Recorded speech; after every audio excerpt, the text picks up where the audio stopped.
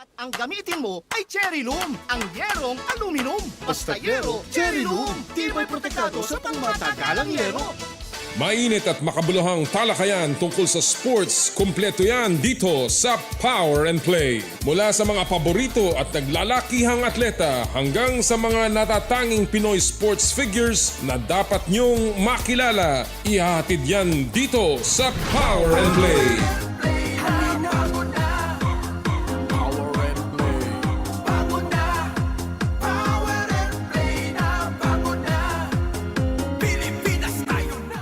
Kapwa ko Pilipino, ipagmalaki ang galing na meron tayo. Ilantad ang likas nating talento at magdala ng saya sa mundo.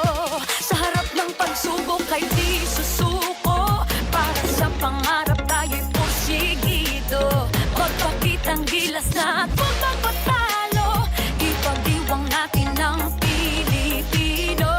Yan ang Pinoy. Mula noon at hanggang ngayon, talento natin ang bida. Mula sa simpleng bakuran hanggang entablado natin ipakita. May pagsubok man ng Pinoy, pinalalakas ng saya. San man tayo sa pulo, Chumbe, Sibay, Lakay, Amiga. Sama-samang pakita ang galing natin katropa sa kapwa ko Pilipino.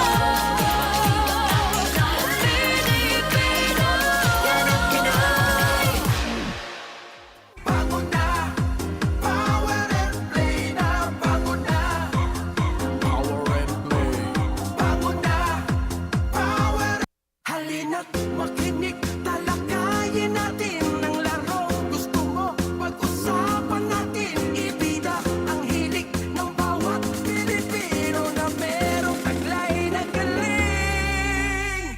Bago na, Power and Play na, bago na, Power and Play. Bago na, Power and Play na, bago na, Pilipinas tayo na, bago na.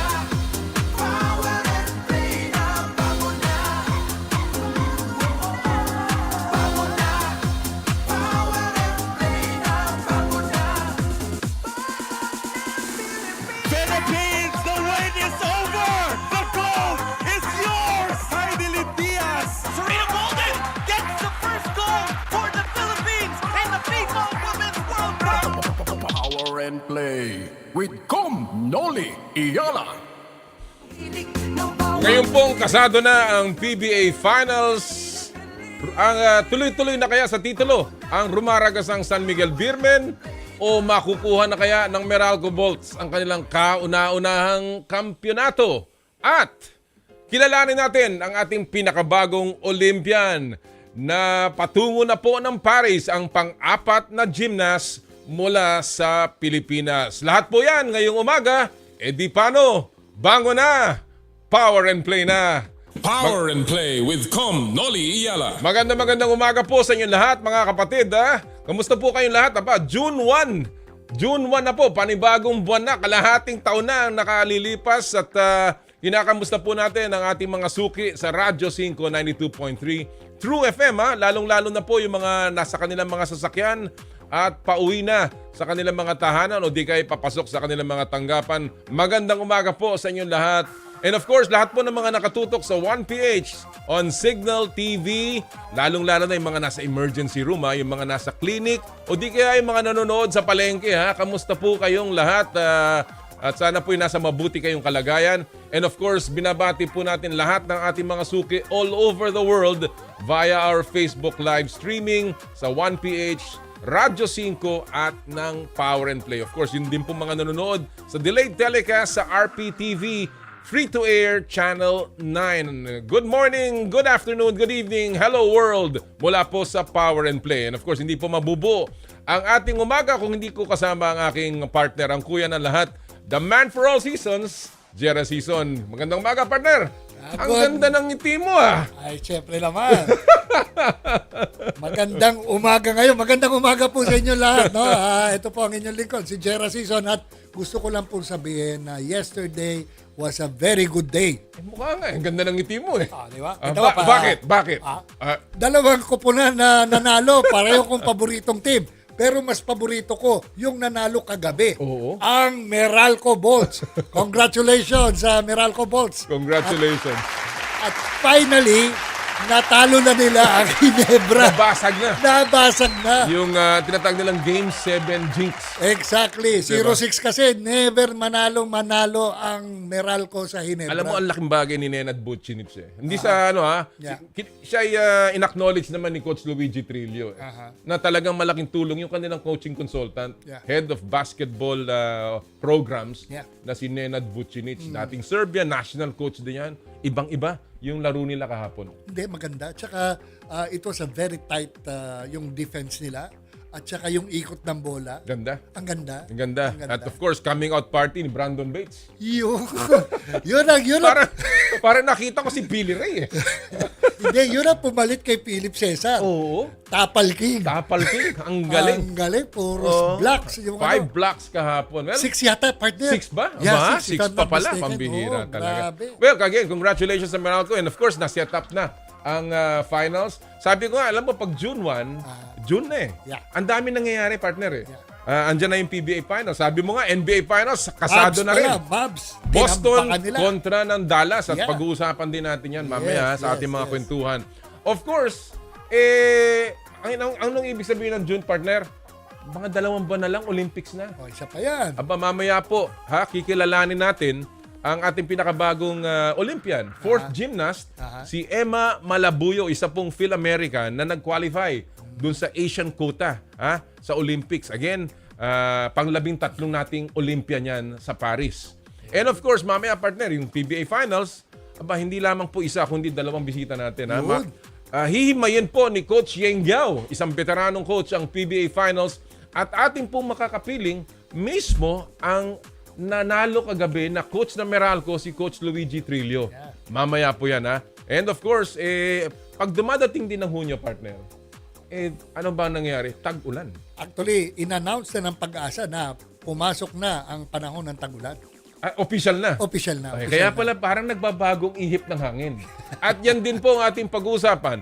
Yung bahong pagbabago ng ihip ng hangin pagdating sa ating mga Filipino overseas basketball players. Yan po ang ating pag-usapan sa ating unang segment na What's the Score?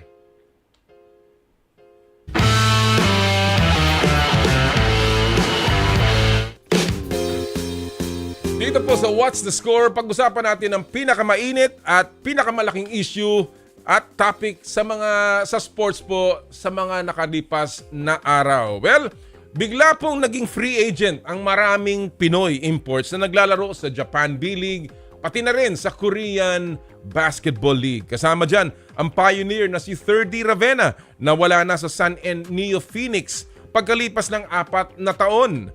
Out na rin sa Shiga Lakers ang kuya ni 3D na si Kiefer pagkalipas ng 3 taon sa kupanan. Umexit na rin sa Yokohama B Corsairs si Kai Soto. Maging si Carl Tamayo na dumiretso sa Ryukyu Golden Kings mula sa kanyang collegiate stint, free agent na rin. Natapos na rin ang Japan stint ni Greg Slaughter na balik Pilipinas para maglaro sa Manila Stars sa MPBL. Sa Korea naman, umalis na rin sa anyang Red Boosters si Renz Abando at ang pinaka-latest, si Matthew Wright. Hindi ni rin ni-renew ng kanyang team sa B-League. Ano kaya ang kahulugan at impact ng di pagbalik ng mga marquee Pinoy players sa kanilang overseas team? Nagbago na kaya talaga ang ihip ng hangin? And partner, alam mo, let's set the table muna, no?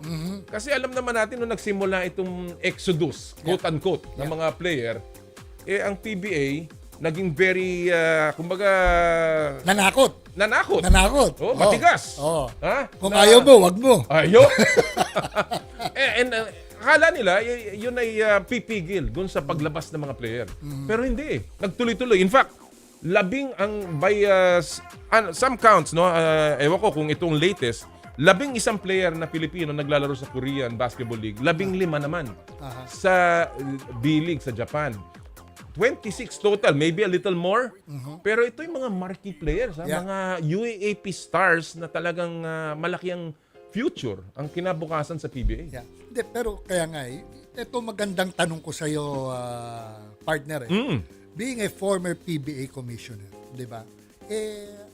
Maalam ka dito Ano bang polisiya ngayon na nangyayari sa PBA tungkol dito sa mga exodus at yung mga planong bumalik dito sa PBA? Alam mo, actually nakaka-good na tinanong mo 'yan sapagkat ang PBA nung araw, sabi nga natin, mula sa galit naging pagtanggap acceptance. Yeah. Tinanggap na nila yung kumbaga trend na talagang lalabas pero ang kanilang inaasahan babalik ka rin, parang si Gary B. Babalik ka rin. Balikbayan. Oo, di ba? Ito ang ang policy. In fact, nirelax na nila yung tinatawag nilang sit-out period, partner. Nung araw, pagka lumabas ka at ikaw ay draft eligible, kailangan pag gusto mong bumalik, uupo ka muna ng matagal. Parang yun yung unang panakot nila. Oo. Nirelax na nila. Ang policy ngayon ng PBA, partner, kapag ikaw ay hindi pa nagpapadraft pero eligible ka na, meaning doon sa rules ng PBA, may certain may certain requirements. Either you're 19 years old, you are a collegiate student, or di kaya ikaw ay out of college at ikaw ay eligible na, within 3 years from your eligibility, pwede ka kagad mag-apply sa PBA draft. Wala nang sit-out period, mga kapatid. Pero pag ikaw ay mahigit 3 taon na, 4 na taon na, yung within 3 years, parang sila Carl Tamayo. Natapos na sila, nagpa-draft pwede sa sila PBA, dapat magpa-draft, pero hindi sila na nagpa-draft, tinuloy. umalis sila, yun, wala nang sit-out sila, pwede ka agad mag-apply sa Si draft. 3rd Ravena, ganun din. Hindi, si Hindi. 3rd 4 na taon na. So lampas na siya sa 3 years. Ah. Ang kanyang rule iba. Aha. Pwede siya magpa-draft, pero in a special lottery. Iba na ang rule sa kanya. Ngayon, yun naman mga dating player, mga kapatid, mga katulad ni Kiefer, ni Greg, dati naglaro Greg na. Slaughter, naglaro na. Sila Jay Washington, yung mga lumabas na. Yan naman, kailangang bumalik sa kanilang mga original team. Pero sila ay covered nung tinatawag na free agency rule ng PBA. But ang bottom line dito, lumuwag na, partner, ang rules ng PBA. And again, it's a good sign. Yeah. Dahil alam naman natin, yan ang lifeblood ng ating liga. Yung mga batang player na mga magagaling.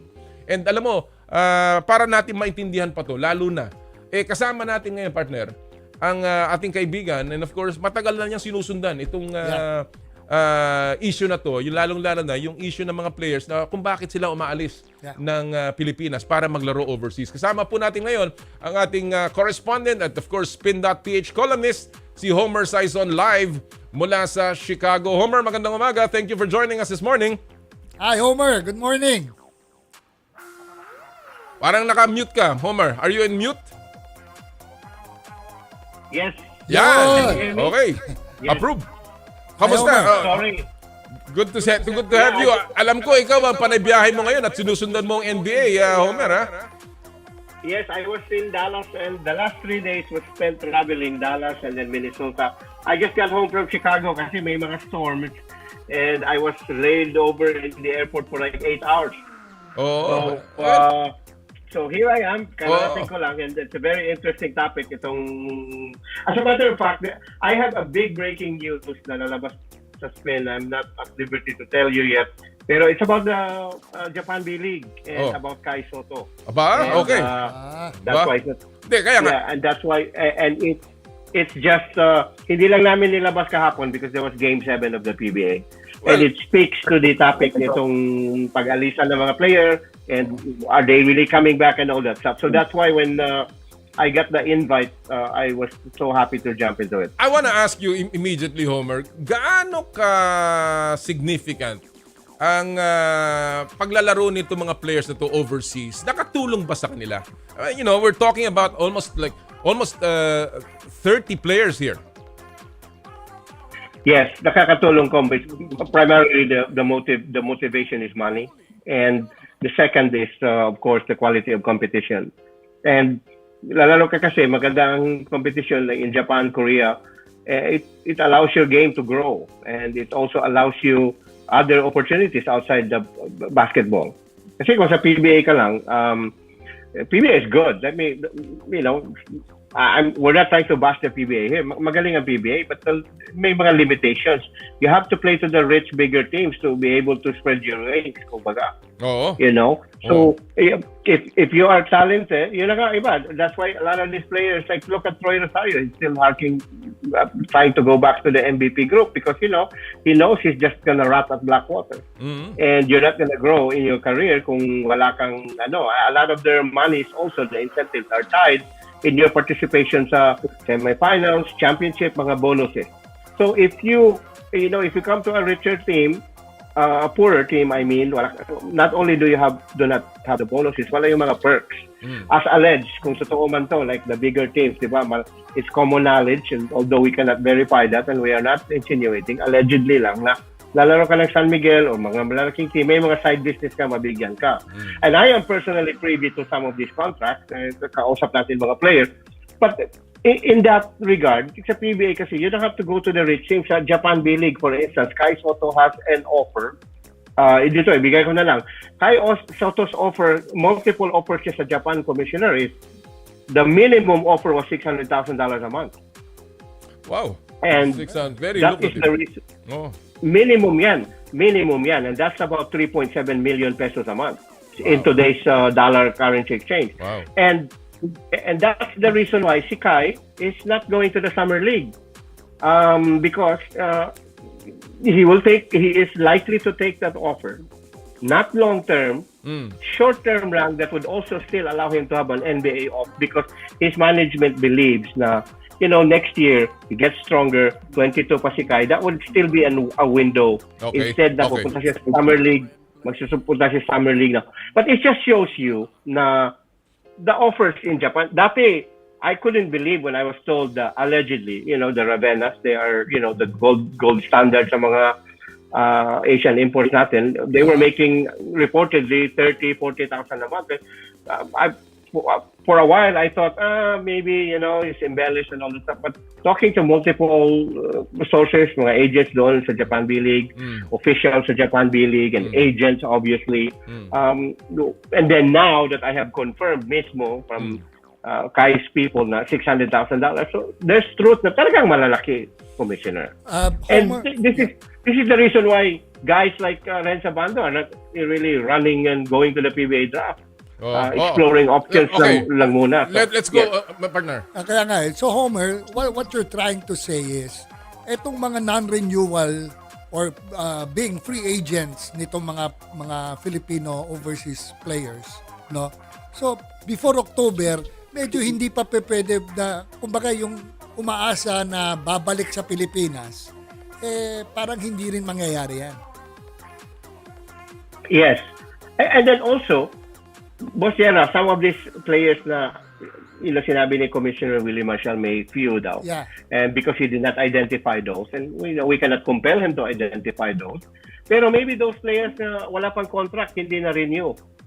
You know, players that are on the fringe na, you know, like hedging. Like, hey, if I don't get a contract there, I'm gonna reach out to the PBA and say, hey, babalik ako ha, just in case. Because if and there are players that don't necessarily look at money. Like, look at Robert Bolick. He walked away from a big contract, diba? But for every Bolick, there are 10 others who want that money. So yun. There's the thing that it's really the money, the quality of competition yung nakapa-drive ng ano. Look at we don't have to look far. Tingnan mo yung semi-finals natin ngayon sa ating Philippine Cup. There was only one independent team, and then the three were MVP Group and SMC. Okay. And you know, much as happy tayo sa Meralco, it's still a member of the MVP Group, the rich block dyan sa PBA. Well, alam mo, tanong ko dito, yun. Umer. I want to ask you, kasi alam natin yung impact sa kanila, no? Obviously, they're living their best life dyan sa Korea and sa Japan. The big contracts, they have everything. And they have, kumbaga, an opportunity to get better because of good competition. What about yung impact nila sa mga teams nila? Because when you look at their records sa mga teams nila, many of those playing in the Japan B-League, hindi pumapasok sa playoffs. Maybe just a few that have made it. Bobby Ray, perhaps. But the rest, in fact, yung Shiga Lakers ni Kiefer, bumaba pa sa second division, no? Except for maybe in Korea, yung Ethan Alvano, who became a domestic most valuable player ng KBL. But anong impact naman ng mga Pinoy players dyan sa mga liga na yan? Kaya sila binabayaran ng ganyang kalalaki? Well, yung part of yung revenue stream kasi ng Japan B-League Commissioner is yung online nila, is streaming. And like for instance, one of the reasons why Kai is getting very big offers because he drives the metrics. He drives the number. Pag may laro si Kai sa YouTube, ang daming nanonood. The traction that he has in social media, engagement. Same thing with the Rabenas. Look at Keeper Rabena, yung mga followers ni Keeper. And how many followers he has in Facebook. So, yun, ang impact nila sa liga. And not necessarily just the play, no? Because some of them didn't last long. Like Tamayo only lasted one season, Baltasar left for one season. But those who had lasted long, ang impact nila is more on the, not more, but a hefty chunk of it on the social media side. And Commissioner drive the metrics help to the popularity of the league. And with Japan kasi, mayaman ang mga team. They can sustain those na pagpasweldo ng malaki and at the same time still maintain na kahit fringe player lang or not really contributing much but pangdagdag ng quota nila. And also, by the way, to off topic, is mahirapan na. May bagong, moving forward, Commissioner, medyo mahihirapan na mga maraming Asian import na like Filipino or PBA players na pupunta sa Japan because there's a new law there that's been passed now that if you are a player and had played there for a certain number of years, like 5, 6, automatic ka na considered as local in the B-League. So, I don't know how, so I don't know how it would affect moving forward. Pero sa ngayon, that's a faucet that's gonna close. And that might be good for the PBA. That might be a means with which they can keep some of the talents. Kasi, for instance, yes. In other words, partner, walang security. Hindi ito sustainable. Ganun ba sinasabi mo, Homer? Correct. If you're good, like if you're Ray Parks, if you're Dwight Ramos, if you are Sergey Rabena, who's improved immensely, then you will always have that spot. Pero yung mga other players that just hope na, like having one good season sa UAAP and they think it would translate in Japan, then, that's no longer a reliable, dependable path and sustainable, like you said, Commissioner. So, what is the outlook, partner? What is the outlook? Will they return? Nagbago na ba ihip ng hangin? Sa tingin mo, mas marami na bang babalik? Or mananatili sa Pinas? Imbis na pupunta doon sa Japan, seeing that what's going on right now dyan sa Japan B-League at saka sa KBL? To me, it's still, the PBA is still like a parang insurance lang, Commissioner. The option of going to Japan, Korea, and even Taiwan, nandun si Jason Brickman, they paid good money there too. So, ang PBA lang is, for now, it's still an option lang muna. It's not really like, for instance, do you really hear superstar players na talagang like Kevin Kiambao, for instance, do you hear him saying, oh my goodness, I can't wait to go to the PBA draft? Right? It's always like there are international offers and we're mulling those international offers. So, yun, it's like I said, it's because of the money kasi, Commissioner, and it's because, and do you blame them? A lot of these students, athletes, a lot of these players, they come from modest, humble beginnings. And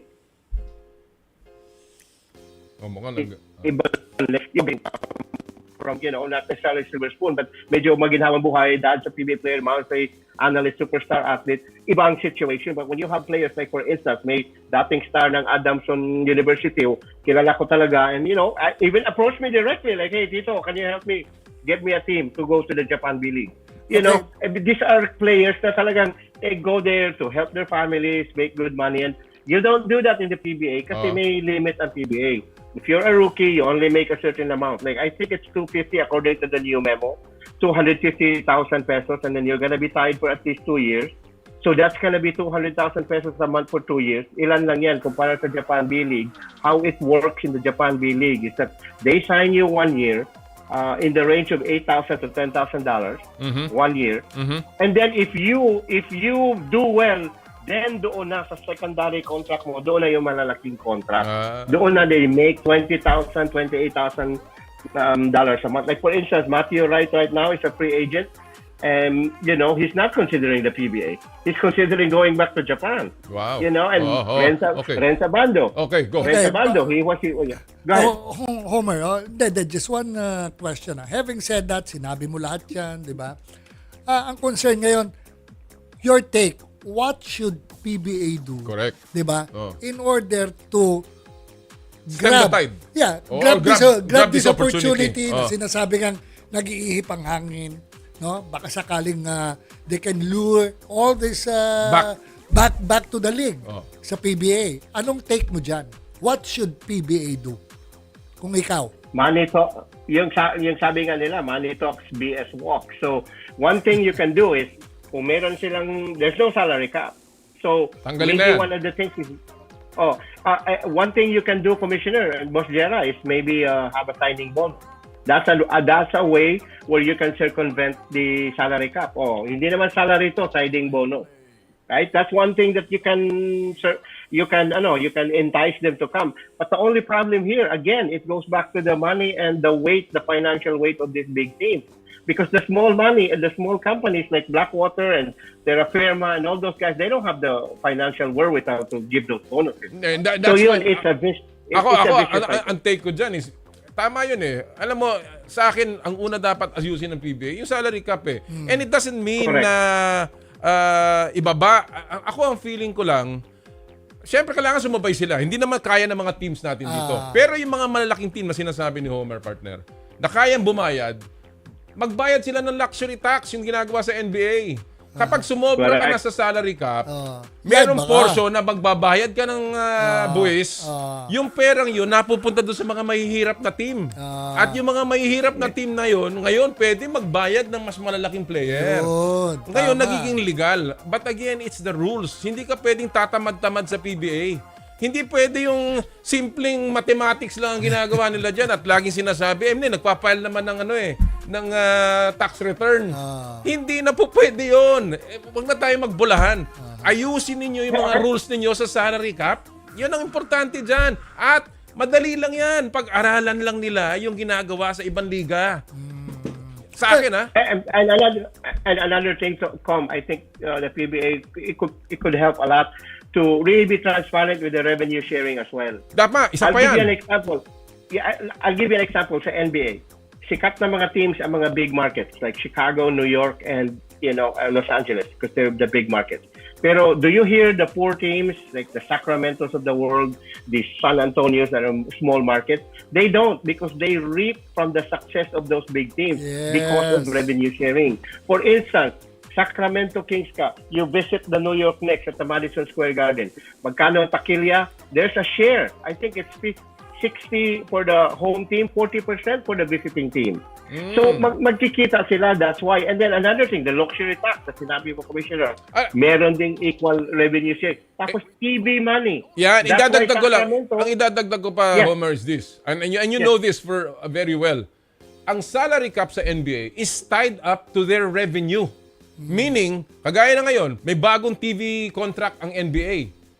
Ang laki. Dahil nga sa ganda ng laro, dahil nga sa ganda ng pinapakita ng mga player, dahil malaki yung salary cap, they project yung revenue sa TV. Now they are projecting tataas ang salary cap ng NBA. So ngayon, ang nakikinabang ang player.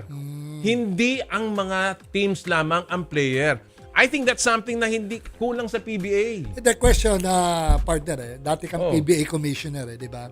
At the height of the popularity of PBA, yung vintage, naging ganyan ba ang arrangement o... Hindi, ganito rin. Kung ano ngayon, yun pa rin. Ay, hindi na nagbago. Ang nagbabago lang yung amount. So okay. tumaas lang nila. Kuno, yung tinaas sa kalahating milyon ang maximum. Pero yung mga team nagbabayad na ng 1 milyon, 800,000. Bakit hindi pa nila gawing 1 milyon na talaga? Diba? I mean, bakit tayo nagbobolahan? It I do never not became a understand. dynamic league. Di, tapos pabayaan mo yung mga player magbayad ng tax. Bakit tayo nagbobolahan? Diba? And then, kung sumusobra naman yung mga team, bayad sila. Bayad din sila. Gusto nilang gumastos eh. Bayad din sila. But at the end of the day, para ang mga teams ganado, i-tie up mo salary cap sa kinikita ng liga. Hindi lang napupunta sa mga biyahe ng mga board of governors. Yun lang ang ibig ko sabihin. Oops, stray bullet. So you know, that's why if there is really if the PBA is really genuine ang nila approach nila, gusto nilang improve ang PBA, ang attendance and trust level sa fan base nila. Those are the things like you enumerated. Salary cap really is number one. Revenue sharing number two. I think it would help with the one more question. equanimity of money. One more Yes. question, Homer, before we go on. Dahil sabi mo kanina, yung Japan League, di ba? Kumikita sila sa social media, sa online. And that's also the reason, kumbaga one of the excuses of the PBA kung bakit wala masyado raw nanonood dahil nga halos nasa streaming daw at nasa online. Correct. Oh. Do you think totoo yun? Question. Both of you. Yeah, may kaibigan ako na, who knows about this. No. The numbers that the PBA tells us, allegedly, is unreliable because when you say there are 300,000 people watching, it doesn't mean they watch from tip off to last. Some of these are those bettors who just want to see the updates of the score. Some of these are just people who are interested on sino kaya nanalo. It's not a faithful barometer na kasi itong mga, kung ako advertiser ako and I want to advertise for the PBA, I have access to those and I will know kung sino talaga nanonood ba. Is this worth my marketing dollar? Oh, And going back to Japan, may mga sponsors din. That's why, for instance, yung mga perks nila is free apartment and free use of a car with a driver pa. May mga sponsors. So, ang problema sa PBA, walang masyadong sponsors. Even Kome Marshall himself said, na-interview siya and he said there was mag-expand daw siya, there was a marching order from the board na pwede nang tanggap ng expansion teams, but then it was so frustrating kasi may mag-submit ng application tapos bigla na lang nawawala. Oo. Hindi, but ako ito, Homer, nawawala. I mean, kakambyo naman tayo dyan. I really think that there is still following. May mga nanonood pa rin. I mean, I think we have to accept that. Malaki pa rin ang kanilang following in terms of viewership, no? Isa na ako doon. Sa labas, sa streaming, sa out of the country. Yes. But it doesn't stop there eh. Why are you happy with that? Kailangan punuin mo yung arena because yun naman ay pampagana ng mga player. Ang player mas naglalaro pag maraming tao. Tingnan mo na lang ngayon itong Game 7. Kahit pa paano, talagang pukpukan. Depensa, talagang nagpapakamatay. Nakita naman natin low-scoring games because nagpatayan sila kahapon. And that's the effect of a lot of people. And I think that's something that they should continue to work on. Homer, as a last question dito. So what do you think is going to be the trend? What trend will continue? Ang paglalaro overseas o ang pag-uwi na sa Pilipinas ng mga overseas players? No question. It's overseas, Commissioner. Once my story on Kai Soto comes out this morning, the amount of money that's being thrown out there, the Japan B-League, there would be no... If you're a player there, you would be nuts to not try your hand up overseas. And why would you settle in the PBA? All right. Homer Saison, thank you so much for joining us this morning. I will see you next Thank week. you. I will see you next week in Chicago. At tayo magkwentuhan. Maraming salamat. Thank you very much, Homer. Thank you, Bossera. Salamat. Pleasure's mine. Bye. Mga kaibigan, si Homer Saison, ang ating correspondent live from Chicago and of course, spin.ph columnist. Again, partner, malinaw na maraming mga nangyayari ngayon na ang feeling ko naman kung may ganong klaseng rule na after 5 years ikaw ay magiging local, depende yan. Kung ikaw ay local pero mataas pa rin sweldo mo, it doesn't matter, di ba? Pero that could also be the deterrent. Tama ka Anong dapat gawin ng PBA? Di ba? Para ibalik itong mga to. Diba? And I think it is, sabi nga nila, money talks. Ganun talaga You're a pro league. Gusto mo makipagsabayan sa labas, bring in the best. Pay. Alam mo, yung napag-usapan natin dito, bagamat malamig yung aircon dito, medyo pinagpawisan ako. Mahinit yung topic. Sobrang init. Kaya palamigin muna natin po mula sa mga paalala po sa ating mga kaibigan sa Smart. Puso Pilipinas is a movement to celebrate the Filipino athlete powered by Smart. Follow them on Facebook, Instagram, Twitter, and YouTube. Get a chance to win exclusive Puso Pilipinas merch by sharing their Facebook page and your social media accounts with hashtag Puso Pilipinas. The Giga Life app is the latest mobile app from Smart that lets you discover and enjoy your passions with the different Giga promos. It can be downloaded and used by Smart Postpaid, Smart Prepaid, Bro Prepaid, and TNT subscribers via the Apple or Google Play Store. What can the Giga Life app do for me? Check your balance, monitor your current subscription, top up using debit credit card, subscribe to the latest Giga promos, monitor your data consumption, auto-detect your mobile number when you are connected to Smart Network, one-tap subscription to the most popular offer, Giga Video 99, and of course, Power and Play is powered by Smart. Live more today! Thank you! Sa amin pong pagbabalik, pag-uusapan po natin sa ang maraming issues sa Cash or Bash kasama ni Ray Hoble at Sid Ventura at ang winning coach ng Meralco, Coach Luigi Trillo in a very special appearance.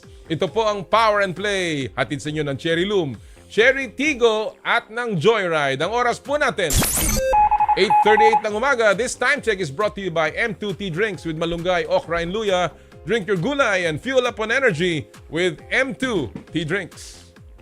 Ang programang inaabangan, mga paborito mong paligsahan, impormasyon dito ay malalaman, halina't ating tunghayan.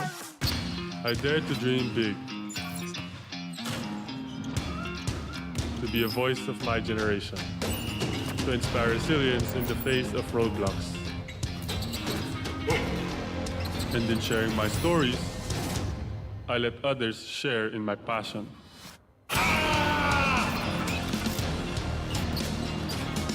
Follow Kai's stories on Twitter and share yours. With Smart Double Giga Stories.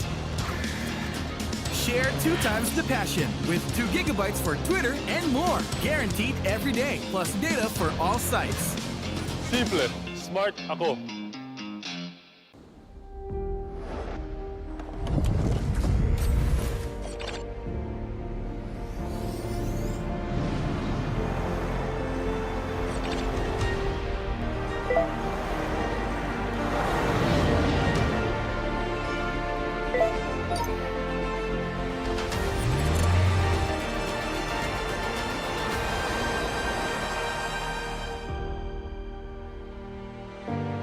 Sherry. Ito ang programang inaabangan, mga paborito mong paligsahan, impormasyon dito ay malalaman, halina't ating tunghayan. Ito ang programang Radyo 5 True FM, pinarangalan sa 18th UPCOM Broadsock Kantinan Awards 2024 bilang Most Development-Oriented FM Radio Station. Mukhang kailangan ko na naman palitan ng bubong ko, pare. Mag-iisang taong pa lang yan. May tulo na kagad. Ay, bossing! Baka naman kasi hindi matibay yung ginamit nyo. Dapat ang gamitin mo ay Cherry Loom, ang yerong aluminum. Basta yero, Cherry Loom. Tibay protektado sa pangmatagalang yero. Marvel Universe Live, an action-packed live arena show. Spider-Man, Guardians of the Galaxy, Captain America, Iron Man, Black Widow, Hulk, and more unite for an all-new legendary battle. Take an epic journey with non-stop action. Don't miss a single explosive moment. Marvel Universe Live. This is one show not to be missed at SM Mall of Asia Arena from June 7 to 16, 2024. Tickets on sale now at smtickets.com. Radyo 5 True FM is the media partner of Marvel Universe Live.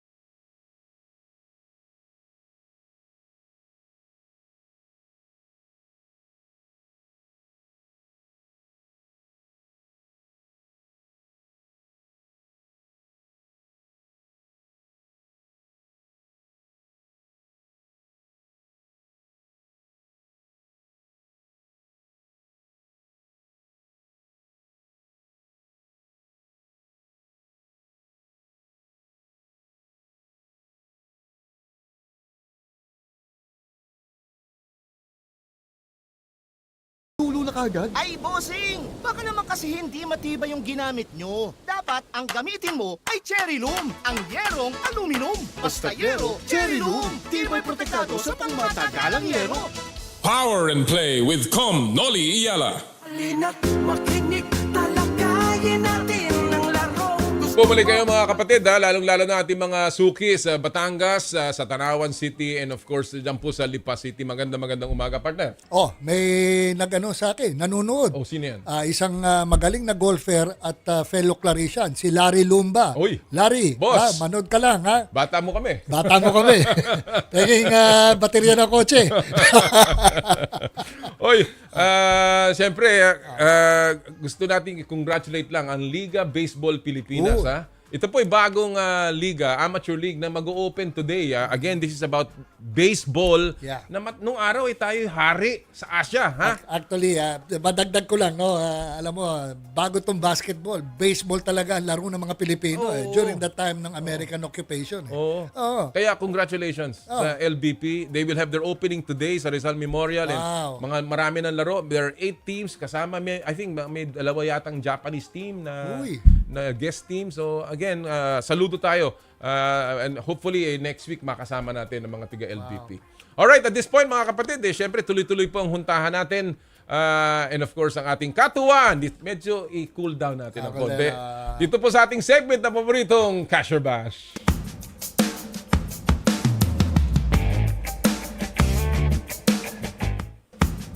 At ang Cash or Bash ay hatid sa inyo ng Cherry Tigo. There's more to our cars. At ngayong araw pong ito, mga balik Cashers, Bashers sa ating programa. Ang ating pong mga kaibigan, ang partner and managing editor ng Pinoy Step, si Mr. Ray Hoble, at ang editor-in-chief ng The Game Magazine, si Sid Ventura. Magandang umaga, Ray. Good morning, umaga, Ray. Sid. Hi.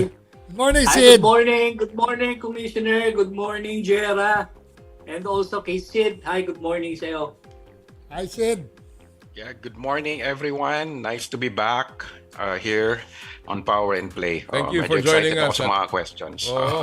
Well, before I go to the Cash or Bash topics natin, gentlemen, alam natin ang nangyari, and I wanna throw this to Ray muna.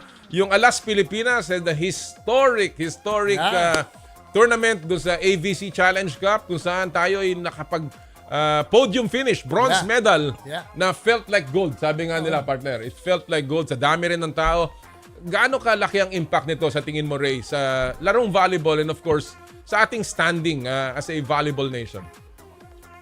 Well, of course, malaking impact to, Commissioner, kasi alam naman natin, sumisikat na talaga itong volleyball dito sa Pilipinas. Before, ang laging tinitignan pagdating sa volleyball, di ba? The faces, the personalities ng mga taong naglalaro dyan, no? But now it's about time that we are being recognized as a volleyball nation in terms of skill set, no? So unti-unti napapansin na tayo sa ganung aspect. Kaya malaking bagay ito. Yeah, well, talagang malaki to, partner, dahil nakita naman natin ang paglalaro. Hindi pa nga yan ang mga top players, young, great players itong pinasok natin, but still the program is going on, and I think that should be a plus for volleyball. Sid, I wanna ask you, and this is on a sad note, namatay si Bill Walton last weekend, and of course, we had some great memories of Bill Walton, particularly nung kanilang championship sa Boston back in the 80s. In fact, Bill Walton was also very active dito sa pag-preserve ng Philippine Eagle sa Davao. Wow, talaga. Wow, that's something new. Yeah. Sid, any fond memories, yung mga naalala mo with the great late Bill Walton? Well, una-una ko, so medyo very shocking news to wake up to a few days ago. Si Bill Walton, the NBA great, suddenly passed away. Parang he was larger than life, literally and figuratively. And although I never got a chance to meet him, I read a lot of books where he was one of the characters. Isa doon yung kay David Halberstam, who wrote about him sa 2 books actually. One of them is here with me. Breaks of the Game. It was about the Portland Trail Blazers in 1978 season. And actually, may chapter nga dyan si Billy Ray Bates. Who, by the way, is going to be our guest mamaya. Hindi, sorry, hindi pala. Si Tony Harris pala mamaya. Sorry. Oh. Anyway, si Bill Walton kasi, he overcame a stuttering problem. I think that was my biggest takeaway from his life. He really couldn't talk very well. Tapos gumagano'n daw siya pag nagsasalita siya. He was very shy as a kid, but he overcame that to become a very dominant college player. So he will really be missed. And I encourage everyone to read David Halberstam's book, Breaks of the Game, about the Portland Trail Blazers during the heyday of Bill Walton. And it's a very fascinating book. Imagine, he had a stuttering problem pala, as mentioned by Sid. And yet, he became an anchorman. Exactly. I was about to say that dahil nga yung dati mahiya, aside from yung stuttering niyan, Sid, mahiyaing tao yan. Mahiyaing tao yan. Pero he was a very jovial person. Masayahin din. Oo. Masiyahin. And of course, we know his championships with Portland, his championships with the Boston Celtics. He was a key part no sa pagbalik ng Boston, of course, coming off the bench already during that time. Nabigla ako dahil matagal na palang suffering from cancer. Cancer. And very young, 71? I think he was 71. 71 lang. 71 lang. Anyway, again, we remember Bill Walton fondly. All right, gentlemen, ito Cash or Bash. Again, alam nyo na to, dito, magbibigay lang kami ng a few videos or sound bites or quotes. At sasabihan nyo lang kung kayo isang-ayon, Cash, or di kayo isang-ayon, Bash. Of course, walang tama, walang mali. Bato-bato sa langit, tamaan, huwag magagalit. At ang opinion nyo lamang ang mahalaga. Here we go. Ready na tayo? Well, ang una nating item sa Cash or Bash. Sitting pretty at naghihintay na lang ang Boston Celtics sa nanalo or yung napanalunan o mananalo sa Western Conference Finals. Pero marami nagsasabing napakadali daw ng kanilang road to the finals. Nakuha ng Boston ang quote-unquote easiest path papuntang NBA Finals at hindi pa sila nasusubukan. Cash or Bash, gentlemen? I'll begin with you, Ray. Go! For me, Commissioner, it's going to be Bash. Because of whatever Boston went through, I believe the squad deserved to be there. And I don't think there is what we call as an easier route in the NBA considering the number of games you have to play in a season. And of course, the Celtics had been knocking at the door and alam naman natin, few years ago, pumasok din sila sa finals, no? And I think that squad had just matured as a team and playing much better right now. And which is why basketball experts are thinking that they had an easier route this time. If there's probably an easier route for the Boston Celtics, siguro we have to go back to the time when they dominated the NBA, when they established the league dynasty. Probably that is the easier route for them. Wow. Very good point. Alam mo, magaling Diba? So, you cannot call it easy. Yun ang parang punto ni paring Ray. Sid, same thing. Nakuha pa daw ng Boston. And I know you're a big Celtics fan. Ang easiest path, quote-unquote, the easiest path. And therefore, hindi sila nasusubukan pa. Cash or Bash? Agree ako kay paring Ray, in my unbiased opinion. Really? Bash din yan kasi, kung kakalimutan ng mga tao, wala rin si Kristaps sa second and third round. Malaking bagay siya It's not like they were complete. They had to play Al Horford 38, 37 minutes minsan at the age of 36. Hindi madaling, maikli rin ang rotation ni Coach Joe Mazzulla, and nakakalimutan din ng mga tao. Although na-sweep nila ang Pacers, yung tatlong games doon, actually, they had to come from behind to win it near the end. And they battled through adversity. So, hindi ko ma-describe na madali yun Diba? Right. Coming back from 18 points down on the road. Diba? Panalo na dapat ang Indiana doon. Diba? They still managed to pull it through, So, para sa akin, Bash yun. Wala naman na madali pagdating sa playoffs. Lahat ng teams magagaling. Well, I agree with Ray and Sid, no? Although dito, Sid, Mavs ako sa finals,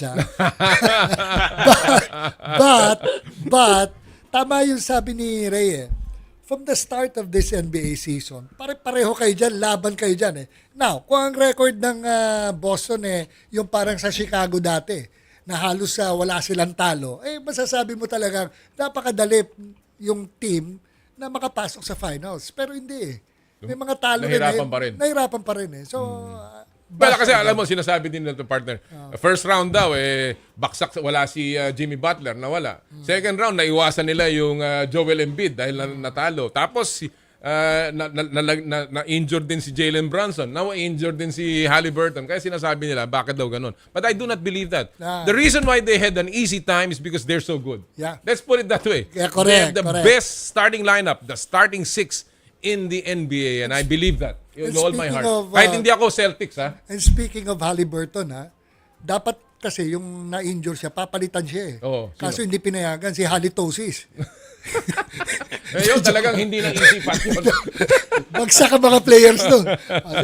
Alright, mga kaibigan, ha? So, yan ang ating unang item sa Cash or Bash. Let's go to our second item ngayong umaga. Talking about the Dallas Mavericks, partner. Yan ang sinasabi mo kanina. Yeah. Well, pumasok na po ang Dallas Mavericks sa finals behind a 4-1 victory laban sa Minnesota Timberwolves. Balik finals na rin daw si Kyrie Irving at makakalaban pa niya ang kanyang dating kupunan kung saan ako talaga naman ang init at galit na galit ang mga Boston fans sa kanya dahil sa kanyang I promise na hindi niya tinupad. Alright.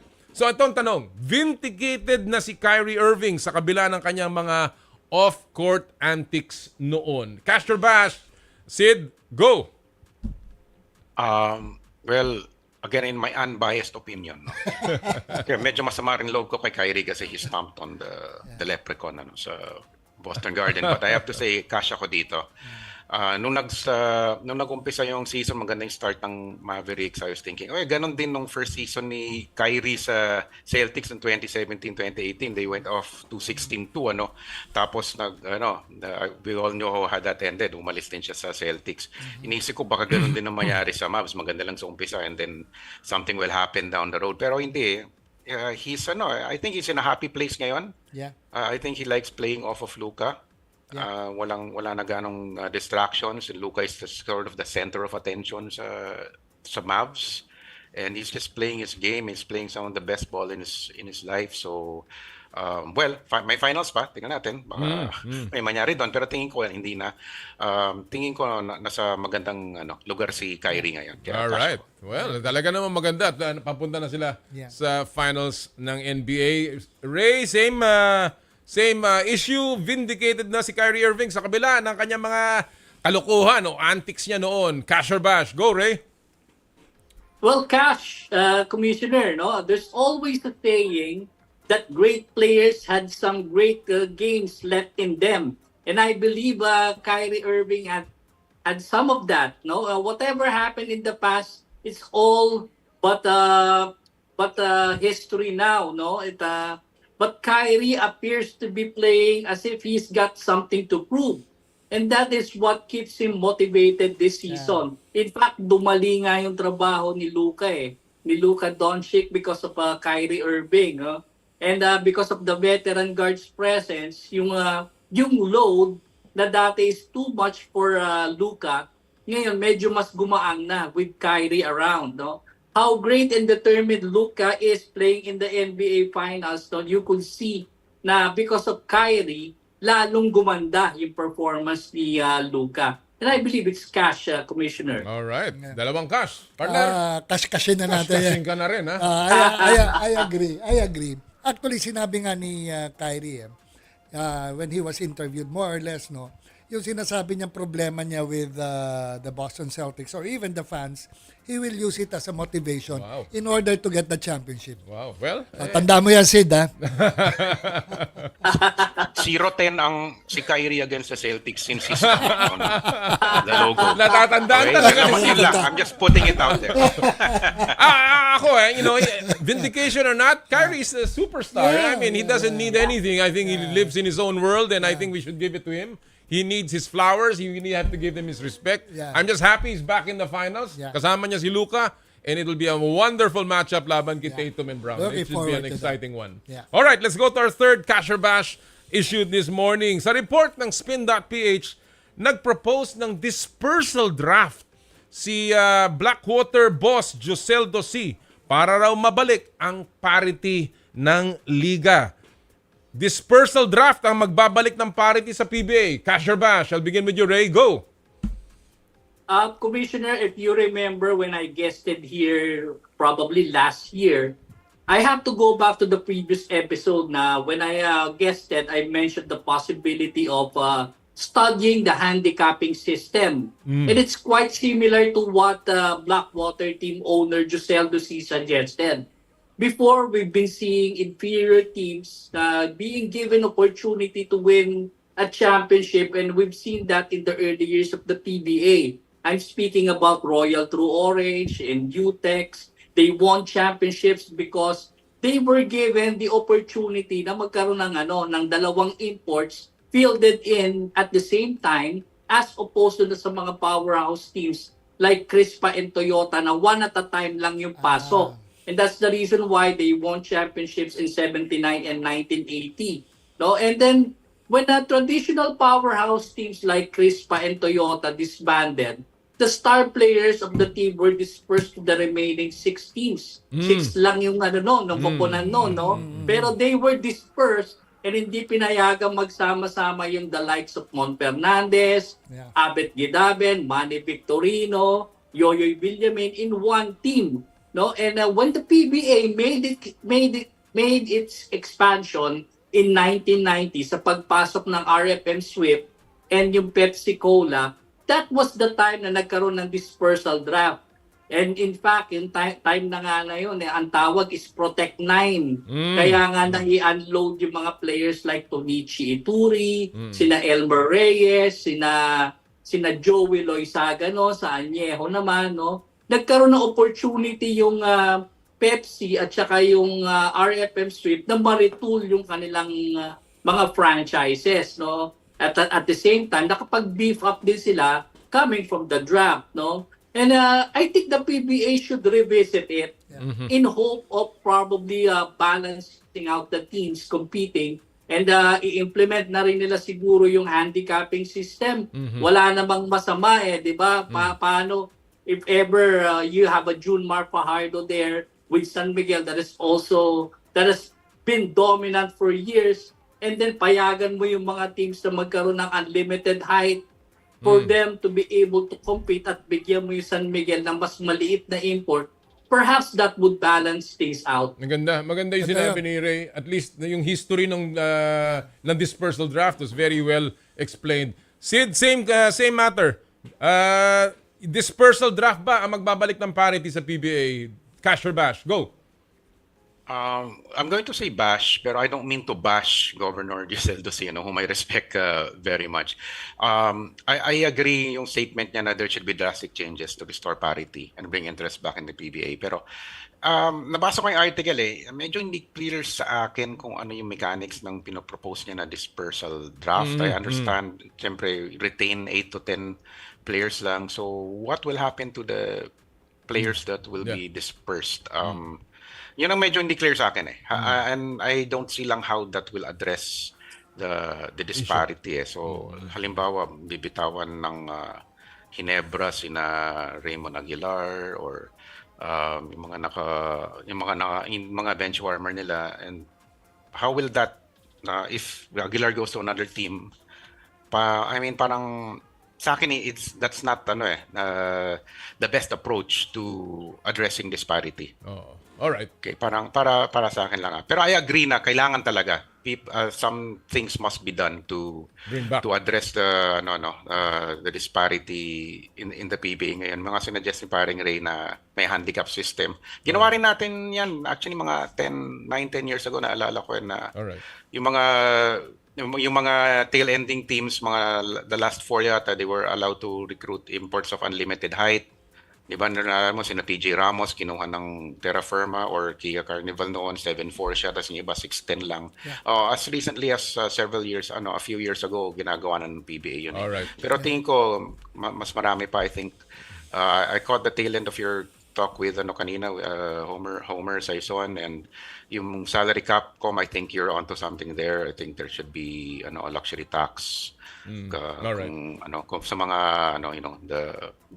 the haves, the teams that have more than others. Great point. Great. Great point. Yeah. Partner.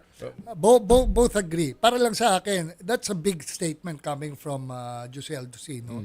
Kailangan talagang ayusin yan. Alam mo, tama yung sinabi mo. Ako, I agree with all of you. Ah. And I think it's good that there's a team owner saying this Yes. now. At least something has to be done. Ang parity to be brought back in the PBA, napakarami yan. It's a very complicated and long process. Yeah. Dispersal draft, usually ang ginagawa pag may expansion, kagaya na sinasabi ni Ray Hoble. But I think they are on the right Umpisa na track. sa handicapping. At least they are thinking about it. Yeah. At least may mga team owner na nagsasabing kailangang ibalik ang kapag kakapantay-pantay sa liga.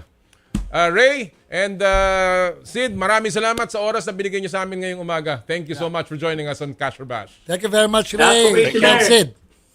Commissioner, pinag-uusapan natin kanina yung tungkol sa PBA, no? Gusto ko na rin batiin si Commissioner Alan kay Dick. Oh. Commissioner Alan, no? Hi to you, and pati na rin doon sa mga ibang mga PBA legends na may pinagkakaabalahan dito sa PSL. No? All right. And kasi we're having our global challenge sa PSL. Thank you. Alan. May pahabol lang ako rin, Sorry. Go ahead. Me lang.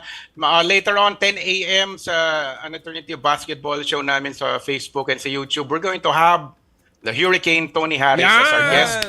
So please watch us.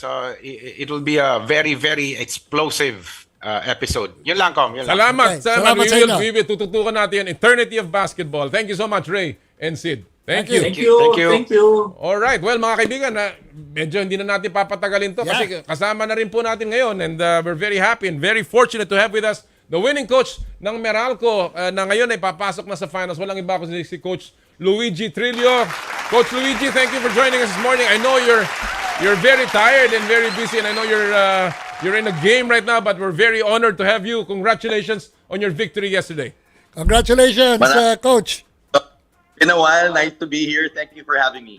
Alam mo, I mean, I don't want to be too technical here. I know you want to relax your mind. It's been a long series. I just want to ask you, how does it feel to finally break the jinx and, get a chance to win this PBA Philippine Cup Finals? Words can't express, how I feel. I've been with Meralco for 10 years now. We were 0-6. If you think about it, when it comes to playing Ginebra in a best of 7, right? And then we got over the hump in that quarterfinal matchup. This one was grueling. We were down 3-2. A lot of people know that it's hard to come back when you're down 3-2, and they gutted it out. But, heroes all around, led by obviously our active consultant, Coach Nenad. But just really, I can't put it into words. Ginebra is such a great club with a lot of pride, and to come out, it means a lot to us. Yeah. Coach Luigi, not that I'm showing my true colors. Not that I'm so happy today that you won last night. And I was watching the game. Ang saya-saya ko. Pero hindi ko sinasabing avid fan ako ng Meralco. Hindi halata. But I was surprised with your big man, si Bates. Brandon Bates. Oh, Brandon Bates. Grabe, ang galing niya. Sabi ko nga parang pinalitan niya na si Philip Cesar sa Tapal King . I said nga before the series, Brandon's gonna be crucial because you go up against a team that have big guys like Stan Hardinger, eto na nga si Junmar.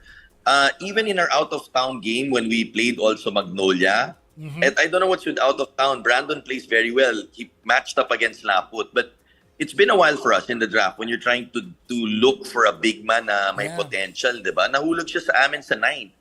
Yeah. And, can't speak enough about this guy in terms of yung ugali niya. Very down to earth. I don't know. I don't think he knew how big the moment was because we were telling him to play brave, and brave he did. Talagang nilabanan niya. Mahirap yun, Stan Hardinger and Japet. Yeah, actually, ako personally, I was dahil nga fan ako ng Meralco, talagang kulang talaga dati ng Meralco was The big man. the big man. Big man eh.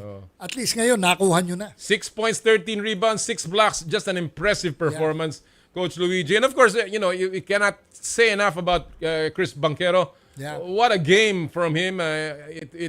What a time for it to come, actually, Coach Luigi. And alam naman natin ang capacity and capability ni Chris. But he teamed up with Newsome, and it was just a lethal backcourt. Plus, of course, yung defense ninyo. The interior defense was unbelievable yesterday. Well, CB, happy for him. The question with him has been his durability. He's been having a lot of injuries, but we have a lot of faith in CB, Commish. In fact, Newsome, Chris needs help. So, hitters all around. And I think that's a mark of a team that can really win. You look at the deeper teams. You look at San Miguel, you look at Ginebra, you look at Tokentex. When you get into a 7-game series, you need points of attack, right? So we have a better chance when you don't know who's scoring. If you have a guy scoring 50, 40 a game, mas madaling i-game plan yun. But for me, I feel there have been games where we've went to Bong Quinto. We've gone to Alain Maliksi. We've gone to Chris Newsome, but even CB now is another point of attack. So, hopefully we keep healthy. I think in the finals before, if you look at the 4 finals, we've always had injuries, knock on wood, no? And so far, so good. We seem healthy. We have our hands full against San Miguel. They have a good team out there, but we believe in our guys. I truly believe in our guys. I know we can match up. Yeah. And we've got the depth, I think, in terms of believing in them to do the roles well. It's not going to be easy. We know that, but we are not happy, and I keep on saying this, to just be in the finals. A lot of teams will be happy to be there. We've made 6 out of 8 semifinals in the last 8 conference. I think that is really, really hard to do, guys. If you really think about it, other teams wait 5 years, 6 years to make the semifinals. We've done it, right? But now it's a thing. If we're gonna go all the way, we really have to lock in, because San Miguel is a good team. What will be your priority, Coach Luigi, in your preparations for the finals? Well, we've got a quick turnaround. There's obviously Junmar we have to take care of. I think, with a team as solid as San Miguel, they don't fear you. They put numbers on the board. The question is, you have to look for points of attack to us. I know they do some things well, but we see as a staff they have some weaknesses, and we have to capitalize on that. I think we also have some guys we can match up with certain players. Easier said than done. You have CJ, you have Terrence, you have Junmar, right?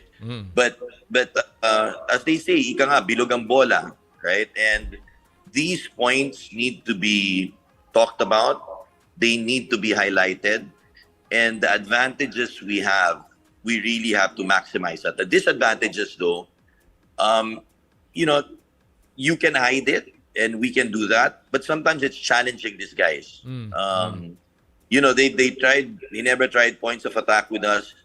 You have to show belief in your guys, that they can do it. They can defend. If you expect them to switch, they can switch. If they're posted up like a carom, they've got to hold the fort. And sometimes, more than the X's and O's at this point, it's the psyche of the players. You've got to let believe. Kung hindi ka naniniwala sa mga player mo, or if they don't believe in themselves that they can do it, talo ka na. So, to us, there's a lot to prepare for, but I think we need to talk to them about it, not complicate things, capitalize on the weak points of the other team, and our weaknesses, we've got to clean that up. Yeah, I guess breaking the jinx and winning against Ginebra, the confidence level of the players right now is at all-time high. Yeah.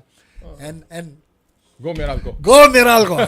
Coach Luigi, as a parting shot here, I want to make this light. How are you going to spend, I know you're with your daughter watching her volleyball. How are you? What did you tell your boys today? Anong dapat nilang gawin? And, just to celebrate at least your Game 7 win. It was funny, we were supposed to go home from Batangas. Coach Nenad, he likes going to Hard Rock. Okay. So, I remember with Alaska, my last championship, 2013, and the championship, we'll always have it there in Deba. Medyo lumit lang ng konti now, but from there, everybody, I know we're gonna get to work on Wednesday, said, play hard and let's party hard. He wanted family there. He wanted everyone. So even the kids, pumasyal kami. We got there at about 11:30. Oh. But something that we can celebrate, and there's so much, you know that, Tumis, you know how hard it is sa PBA when you're playing games after games. So this is something we enjoyed with our families. And then obviously the day of today, I'm spending it with my daughter. I know. My volleyball. This afternoon I'll start watching video, and then we go back to work tomorrow. Grabe. Well, I don't want to disturb your time with your family. Congratulations again, Luigi. And of course, what a wonderful finals this will be. We wish you all the best. And of course, enjoy the moment. And we'll see you hopefully in the final series. I Thank hope you, guys. I hope you win the finals, Coach. Thank you. Maraming salamat. Thank you, guys. Thank you. Mga kaibigan, ng Meralco head coach, Luigi Trillo, again, nakakatuwa na nakapasok. Alam mo, I'm excited because... Pero hindi pa ako naglaro niyan, ha? Sabi ko, tatanungin ko kung kailan ka i-recruit eh. At least dalawa silang team na magkaiba. Yeah. Sabihin mo ko San Miguel at Ginebra na naman ang naglaban. At least ngayon, magkaiba. This will be also a fun finals para sa PBA. Alright, bago tayo mag-break, medyo tayo nag-overtime ng konti. Atin po munang silipin ang mga viral videos at trending sa mundo ng palakasan sa Stop and Pop.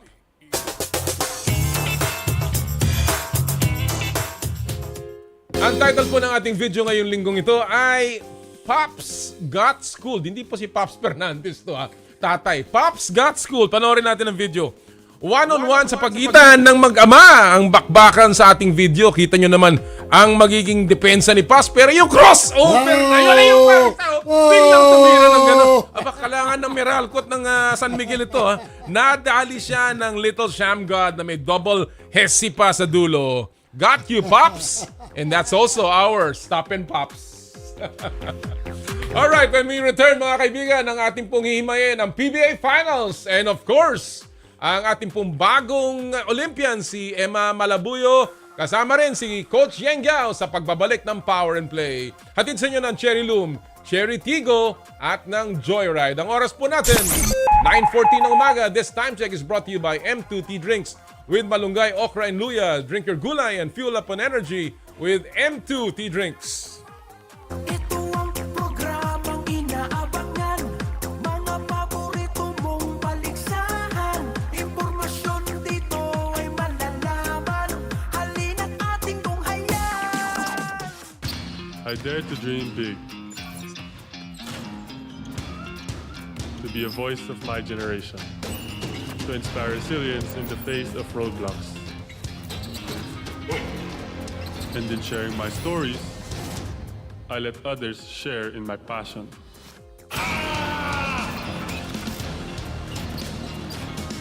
Follow Kai Stories on Twitter and share yours. With Smart Double Giga Stories. Share 2 times the passion with 2 gigabytes for Twitter and more. Guaranteed every day. Plus data for all sites. Simple, smart ako.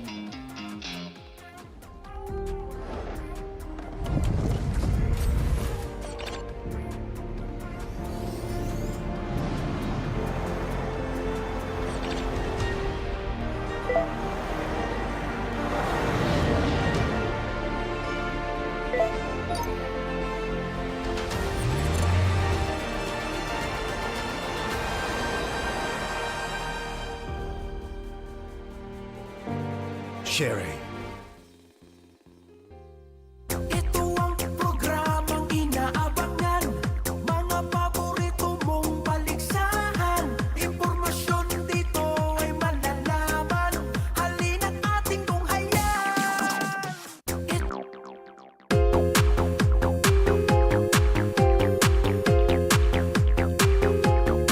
Nangunguna bilang news, public service at entertainment radio station sa Mega Manila. Radyo 5, True FM. Mukhang kailangan ko na naman palitan ng bubong ko, pare. Mag-iisang taon pa lang yan. May tulo na kagad. Ay, bossing! Baka naman kasi hindi matibay yung ginamit nyo. Dapat ang gamitin mo ay cherry loom, ang yerong aluminum. Basta yero, cherry loom. Tibay protektado sa pangmatagalang yero. Nasabi mo na rin ba yan sa kanya? Teka muna, mahal. Kasama sa relasyon natin na kailangan kong baguhin ang sarili ko? Kailangan bang maging sakdal linis ako para pumasa sa standards mo? Ano pa? Ano pa ang mga bisyo mo, ha? Sabihin mo na lahat ngayon. Kung hindi mo sasabihin, magugulat na lang ba ako isang araw na matutuklasan kong nagsusugal ka rin? Ha? Nang bababae? Ayoko ng gulatan, Kenneth. Sana Lord, Lunes hanggang Biyernes, alas 10 ng umaga hanggang alas 12 ng tanghali. Sa Radyo 5, True FM. Mukhang kailangan ko na naman palitan ng bubong ko, pare. Mag-iisang taon pa lang yan. May tulo na kagad. Ay, bossing! Baka naman kasi hindi matibay yung ginamit nyo. Dapat ang gamitin mo ay cherry loom, ang yerong aluminum. Basta yero, cherry loom. Tibay protektado sa pangmatagalang yero. Totoo sa balita, totoo sa serbisyo, totoo sa inspirasyon. Radyo 5, True FM. Dito tayo sa totoo. Power and play with Noli Eala. Power and play with Noli Eala. Ina't makinig, talakayin natin ang laro. Gusto mo, pag-usapan natin, ibida ang hilig ng bawat. Balik po tayo sa Power and Play. O bago namin pasok yung aming susunod na guest, gusto ko lang pong i-wish ng good luck si Carlo Paalam. One fight away, one victory away para makapasok po ng Olympics and hopefully madepensahan niya yung kanyang medalya o makakuha ng ginto. Again, Carlo Paalam na ngayon po ay lumalaban sa Bangkok. Let's pray for our boxer na ngayon po ay may chance ang makapasok muli sa Olympics. Best of luck, Carlo. At this point, mga kapatid, pasok na natin ang ating guest kasi medyo mobile si coach at gusto natin makuha kanyang thoughts dito sa paparating na PBA Final Showdown ng San Miguel Beermen at ng Meralco Bolt sa Philippine Cup. Walang iba kundi ang veterano and of course, ang ating kaibigan si Coach Yang Giao ng Rain or Shine. Coach, magandang umaga. Thank you. Sigurado ka bang nakaparada ka sa tamang lugar at hindi sa gitna ng NLEX, Coach? Good morning, Coach. Tumabi naman ako kaya safe tayo, safe. Ayan. Mukhang hindi naman gumagalaw yung sa background. Coach, quickly lang. I mean, nakausap namin kanina si Luigi and I wanted to get just your takeaway from Game 7. Yung anong nakita mong nagustuhan mo sa laro ng Meralco kahapon? Well, makikita mo kasi yung Meralco, magandang match-up sila sa sa Ginebra, no. Ito lang yung worry ko. Alam mo nakalaban namin yung San Miguel eh. Oo nga eh. Ang problema mo sa San Miguel talaga yung match-up mo kay Junmar. Yeah. No? Kung yung Meralco versus Ginebra, medyo may katapat pa physically sa Meralco sina Christian at sina Japet. Although malalaki pa rin 'yon pero pag nakatapat mo si Junmar, doon mo mararamdaman na sandali, parang ang hirap tapatan ni Junmar physically. No, you have to scheme him. Pero ang nagustuhan ko doon sa Meralco, yung mga piyesa around doon sa mga sa mga big men din nila. No? Of course, sayang wala si Aaron Black. Pero magandang nandun si Aaron Black sana, kaya lang wala ka na magagawa doon. But despite that, nakarating sila ng finals. Wala rin ang tingin ko kasi ang rito talaga ang big difference parang Loizaga, no? Is yung matchup nila kay Junmar. But the nice thing about Meralco, maganda sa Meralco is ang ganda ng nila ngayon, no? Ang ganda ng cohesion nila as a team, no? All the pieces working together. And then yung combination din ni Coach Luigi at saka ni Coach Nenad really brought something to the chemistry and to the system of of Meralco. Maganda yung kombinasyon nila, yung pagtutulong-tulong nila. Kaya palagay ko magandang labanan nito, pero tingin ko lamang pa rin bahagya dito yung San Miguel. Coach, speaking yung sabi mong parang kay Kaloy-Loy Saga, no, yung big difference, no. One of the surprise players of Meralco was si Bates, Brandon no? Bates. Brandon Bates, no? Yes. How would you, ano bang kailangan pang gawin ni Bates para tapatan si Junmar? Palitan ng pangalan, Billy Ray. Pwede. Ayun, yun, I think they have a partial solution to the Junmar matchup with Brandon Bates. Kasi Bates has the size, he also has the strength, the heft. Tsaka timing, Because that's what you timing. need. May timing siya sa blocking. That's what you need against against Junmar. And one thing kay Brandon Bates, he's a hard worker. No? He's a hard worker, doesn't discriminate, and I don't think he will be intimidated by Junmar. But ang problema niya is yung experience, yung the wisdom and the experience of Junmar over him is really a big factor. Pero if you want to guard, kung meron kang gustong tumapat kay Junmar on the Meralco lineup, I guess physically their best bet would be si Brandon Bates. The problem with that is nakikita ko rin kasi si Bates medyo foul prone. Junmar is going to take advantage of that.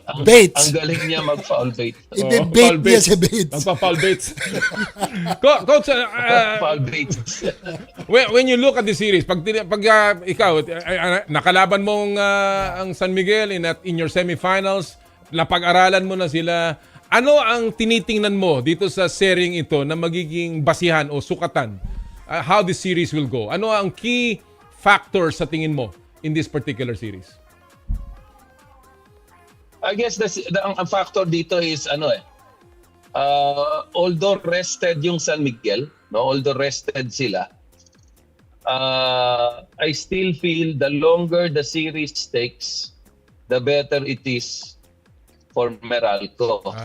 Kahit na yung Meralco galing sa isang Game 7 series na bugbugan din, palagay ko hindi mo pwedeng talunin ang San Miguel in 4 or 5 games . It will still go 6 or 7. So Meralco has to prepare for a long series. And in a long series, with Junmar playing like 38 to 40 minutes on the average, baka pagdating ng 7 or pagdating ng 6 or 7th game, medyo mapagod ng konti. Baka medyo mapagod ng konti. Pero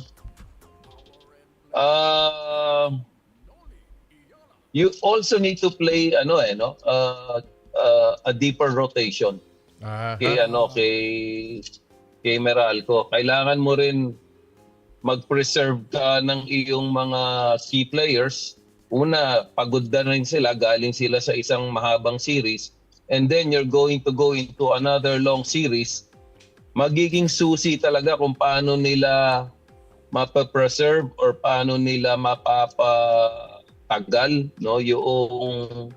yung effort, aggressiveness nila to be consistent for another long series, this time with San Miguel. And let's not Ang laking bagay nung nakapagpahinga yung San Miguel dahil tinalo kami in 4 games lang. Kaya nga, and let's not forget the perimeter shooting of San Miguel. Ay nako, deadly diba? talaga. Deadly yun. That's why I wanted to ask Coach Yeng.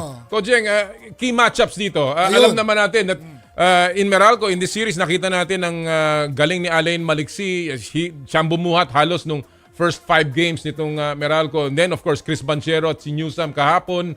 And of course, Bates and yung big men nila. Sa San Miguel naman, alam naman natin kung gaano kalalim yan. Ikaw nga nang sabi, 3 pairs 5 niyan. So ano nakikita mong key matchup dito na maaaring maging crucial sa series na to? Moyo, ang ganda ng nilaro sa amin ni Ganda na nilaro sa amin ni Marcio, si Lassiter. Ang ganda ng percentage niya, yung efficiency niya sa 3-point shooting. Si Don Troliano, ang ganda rin ng nilaro sa amin. Si Terence played a few games pero bandang huli medyo medyo yung efficiency niya bumagsak pero maganda pa rin nilaro niya. So I think these are key guys dito sa San Miguel. Si CJ, ang ganda ng nilaro din sa amin, no? Halos lahat, coach, binabanggit mo na. Wala pa doon si Jericho, Jericho Cruz, wala pa doon. Halos binanggit na lahat. Si Jericho kasi talagang gustong-gusto magpakita nun sa amin pero yung last game lang talaga ang gumanda, gusto niyo doon siya sa panghuli, no? Yun ang gusto niya para para mas matandaan ko raw yung ganda ng nilaro niya. No? So ang dami sa San Miguel na poproblemahin mo. You know what? Ito pa rin nung kalaban namin ng San Miguel. The key is still holding down Junmar because gumaganda ang laro ng mga nakapaligid sa kanya na dati nang magaling, lalong dumadali para sa kanila if Junmar is playing well. Kasi when you get the ball to Junmar at the low post, hindi mo talaga pwedeng i-single coverage Kasi yung efficiency niya is 60 to 70%. Pag may bola siya around the basket, 8 to 10 feet around the basket, his efficiency is on single coverage is around 70%. Kung gusto mong bumagsak yung efficiency niya, you have to send a double team or a scheme. Kailangan gumawa ng paraan. Ang malilibre naman, sina Troliano, sina CJ, sina Terence, sina Lassiter. You have to pick your poison Grabe. No, kami, ang ginagawa namin, talagang sumusugal na kami kay John Marnon na kailangan mapababa namin yung efficiency niya. Kung mahirapan man kami dun sa mga ibang nakapaligid sa kanya, well, you have to accept that. Alright. Parang walang solusyon Pero, ang tingin ko, mas malalim naman at mas ma-experience yung Meralco sa amin. So, mas may laban talaga yung Meralco kaysa doon sa Rain or Shine nung nakaraan. Batang-bata naman kasi yung team mo talaga, coach. At alam naman natin yan mahaba pa ang kinabukasan ng mga player. Coach, talking about experience, alam naman natin first Philippine Cup Finals ito ng Meralco. In fact, they're gunning for their only first title sa kanilang franchise history. Kumpara sa San Miguel, they just won the last conference and they're looking for a sweep this season. Ito bang experience kontra sa yung gigil ba na mananalo ka ng una mong championship? Sa tingin mo, anong mananaig dito? And how do you temper this if you're on the side of both teams? Alam mo, yung experience pagdating sa finals, yung Meralco meron ng experience and although hindi sa all Filipino, no? They've had good imports before and they've had chances to win a championship, no? Nakakarating naman yan ng semifinals, nakakarating yan ng finals. Hindi kamukha nung team namin, talagang in 5 or 6 years itong conference lang kami nakarating dito sa semifinals. Pero yung Meralco, when they have imports, they make semis and they even make finals. Nakakatulong pa rin yung experience na yun. Kasi yung mga sina Newsome, sina Maliksi, no, sina Banchero, nandun pa rin sila yung experience nila sina Almasan, no?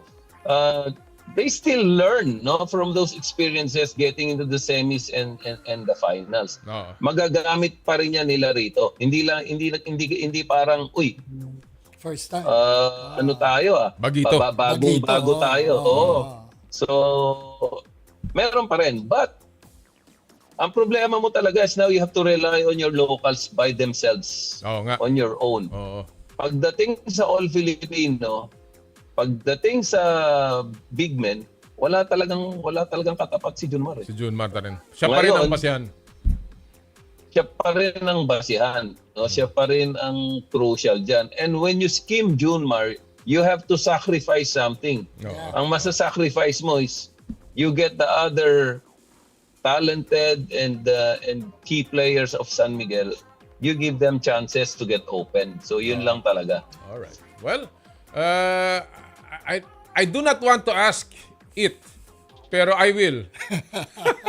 Fearless forecast, Fearless coaching. forecast, coach. Ano tingin mo? Either mananalo or gaano katagal itong seryeng ito? Ang tingin ko rito, 6 to 7 games. Uy, wow. Slightly favored ang San Miguel, but I will be very happy if Meralco wins it. Oh. Well, I totally agree. I think it will be a better series kung rather than yung parehong galing sa San Miguel. I think that also brings a new flavor in the finals and certainly orange flavor. Orange flavor. Coaching, maraming salamat at we wish you the best. Ingat ka sa biyahe mo and sana sa susunod na konferensya, ikaw naman ang aming pag-uusapan tungkol sa finals ng Rain or Shine. Sana kami naman swertehin. Salamat. Thank you. Coach. Ingat. Thank you. Salamat. Mga kaibigan, Coach Yeng Giao ng Rain or Shine. Of course, nakalaban niya ang San Miguel nung semifinals. So, alam na niya yung dapat na gawin. And again, sabi niya, the big difference, Carlos Loizaga, Kaloy Loizaga nga si Junmar Fajardo. And still, at the end of the day, actually, yan ang kanyang pinag-usapan. si Junmar, literally and figuratively. The big difference. Siya ang poste. Oo. Talagang hindi mo pwedeng iwasan. You have to go through him para ikaw manalo ng isang Kaya kampiyonato. magdadala ng Meralco ng iba-ibang mga poste ng ilaw para bantayan yan. Well, mga kaibigan, talking about mga poste, ito mo po yung mga poste namang sumusuporta sa Power and Play. At gusto namin pong pasalamatan, already going on our 7th year. Marami po salamat, of course, sa Cherry Loom, ang yerong may aluminum. Sa ganitong pabago-bago ang panahon ngayon at tag-ulan na, kailangan po natin ng ang matibay at protektadong bubong. Dapat ang bubong ay yerong may aluminum. Kapag may aluminum, tsak na pang matagalan. At isa lang alam kong dekalidad na yerong may aluminum, yan ang Cherry Loom.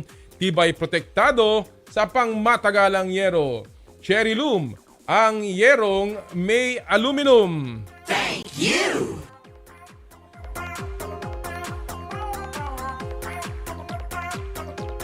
Cherry Tigo 7 Pro Hybrid. Easy on the fuel, stylish and with advanced functionality features. This is the Cherry Tigo 7 Pro Hybrid, equipped with a panoramic sunroof, power tailgate, wireless mobile phone charging, and a 360-degree around view monitor, plus a 48-volt mild hybrid system that lets you drive with ease and optimal fuel consumption, perfect for work, road trips, or other personal journeys. If you're looking for a classic car that boasts new technologies and fuel efficiency at the right price, look no further. Enter the new era of green mobility the practical way with the Cherry Tigo 7 Pro Hybrid. Visit www.cherryauto.ph for more information or test drive at any Cherry dealership near you. Thank you! Joyride, ang inyong bagong kasundo. Super excited na kami sa pinakabago nating super serbisyo ng Joyride Super App. Ito ang aming Joyride Super Taxi. Maganda at bagong sasakyan, super luwag pa ng trunk space para sa inyong kagamitan.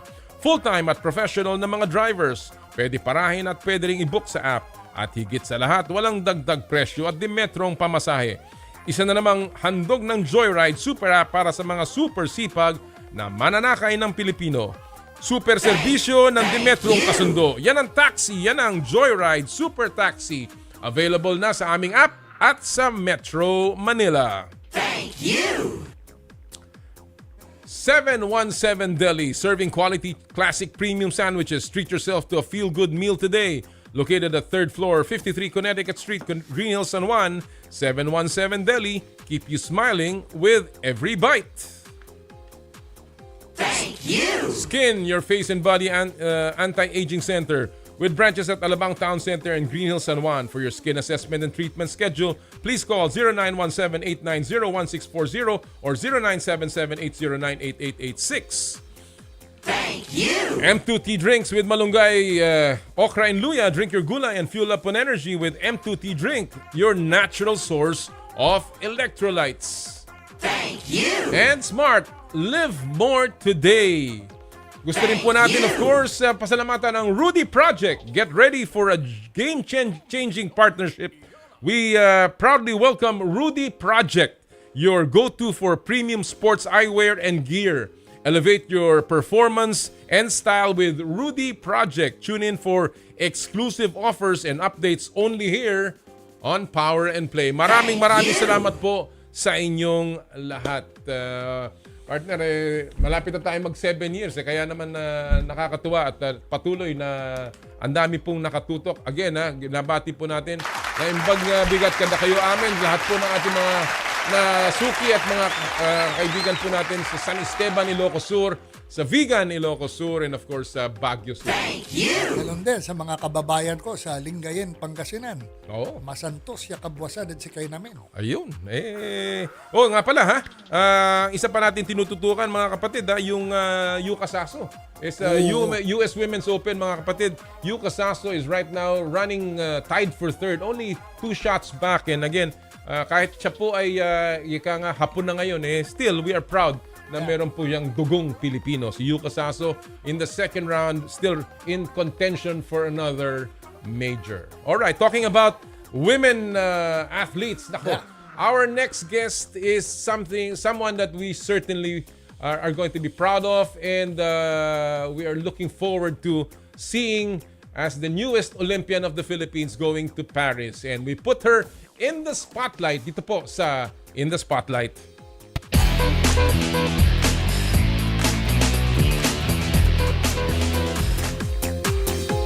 She is now the latest Olympic qualifier for the Philippines, the 13th in Team Philippines. Nag-qualify po siya as the highest-ranked gymnast not part of a qualified team after finishing third in the Asian Championship in the all-around behind 2 Chinese, and therefore making it to her Olympic dream. She is 22 years old, a Phil-American who is a 5-time member of the U.S. national team and was an alternate 2020 Olympic team member to the Tokyo Olympics. Also a member of the UCLA Bruins gymnastics team. Kasama po natin ngayon live, walang iba kundi ang ating bagong Olympian, Emma Malabuyo.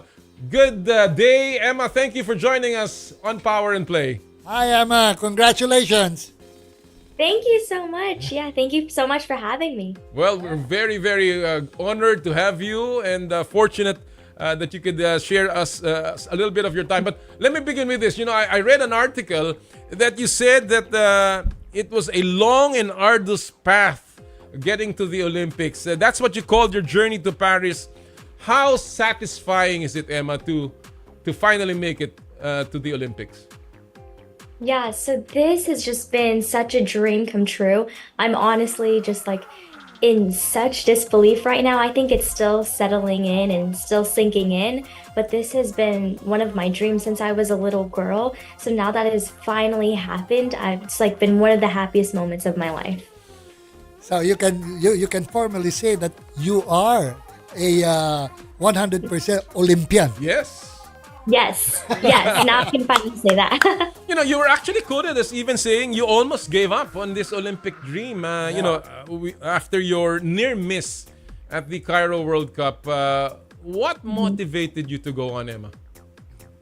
What motivated me? It was my family. It was my parents, and you know they never gave up on me. They always believed in me, but I also wanted to do it for the Filipino community. I felt like I owed it to you guys, and you guys have showed me so much love and support, and so that gave me the faith and belief in myself just to try again.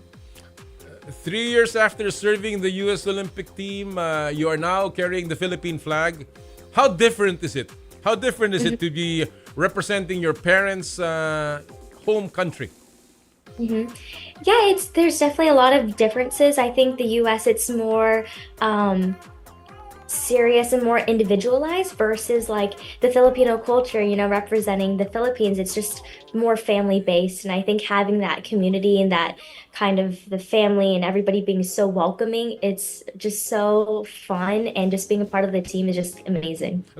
I want to know Emma a little more because not much has been written about Emma. Although you changed your your sporting nationality, so to speak, in 2023, I believe, and you started representing the Philippines. But I want to know how Filipino is the Malabuyo home back there in Texas. How Filipino is that, Emma? Oh, definitely, like 100% Filipino. It's always great to have my grandparents and my parents cooking Filipino dishes all the time. We have family gatherings where everybody stays at the party till 2 a.m. and we're always doing karaoke. Always that's very having Filipino. fun. Yeah, very Filipino. So we always have great times together. But yeah, it's been so awesome. Where do you trace your roots here in the Philippines? The Malabuyos. Yeah, so Malibu, it's my grandparents are actually from Manila. Manila. Yes. Yeah. Ano bang ibig sabihin ng Malabuyo? What does it mean? Parang there's maybe a meaning for the name Malabuyo. No? Well, keep it's like talking while I'm spicy, like a pepper. doing some research here. But Labuyo... What does it mean? Malabuyo, it's like spicy. Spicy, it's like a pepper. right? No, Labuyo is... Labuyo, siling Labuyo. Yeah, Siling Labuyo. Labuyo. So you got that spice in you, Emma. And, Yes, get that spice. Have you visited the Philippines? Have you been here?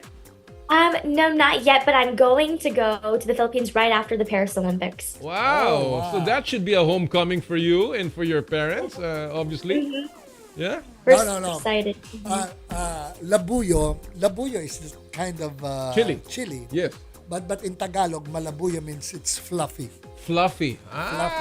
Spicy fluffy. Let's put it that way. Spicy, fluffy. That's a kind good of- combination, I think. Not in gymnastics, but it's good in terms of your character. In terms of Filipino food, you talked about, what's your favorite Filipino food, Emma? Oh, I would have to say maybe adobo or There you go. sinigang. Uh-huh. I think sinigang is probably one of my favorite, but I also love pancit too, and sisig. Wow, sisig. There you go. That's really very Filipino. In Yes. terms of Filipino traditions, is there a particular tradition that you guys celebrate or you guys practice and something that you like, Emma? Like I how would are say- Christmases in the Malabuyo home? Is it more Filipino?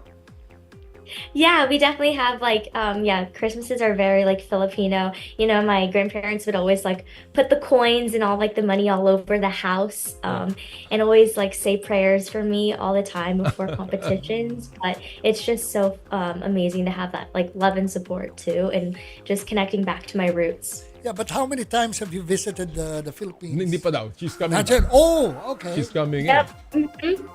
I know it's been such a long time, but we've been trying to plan a trip. But finally, I'm gonna get to go this summer. Sorry, I was not able to hear that because I was researching the meaning of Malabuyo. He was busy. Yeah. What are you taking up in UCLA? Are you graduating? Have you graduated?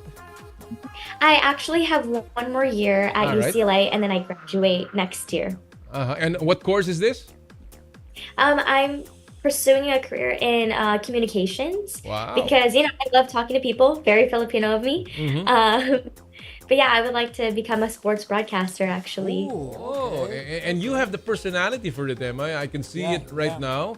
And obviously, especially if if you can inspire more people to do gymnastics, that should be incredible. So which events will you be participating? Yes, in the Olympics. In the Olympics. Olympics. Yeah, so I actually qualified for every single event. So I'm going to be doing Ooh. vault, bar, beam, and floor. And which is your favorite, Emma? Ooh, I would have to say probably the balance beam and floor. And you have of course you were of course part of that US team, as I mentioned, in 2021 in Tokyo. How much of your stint in Tokyo do you think will help you now in Paris?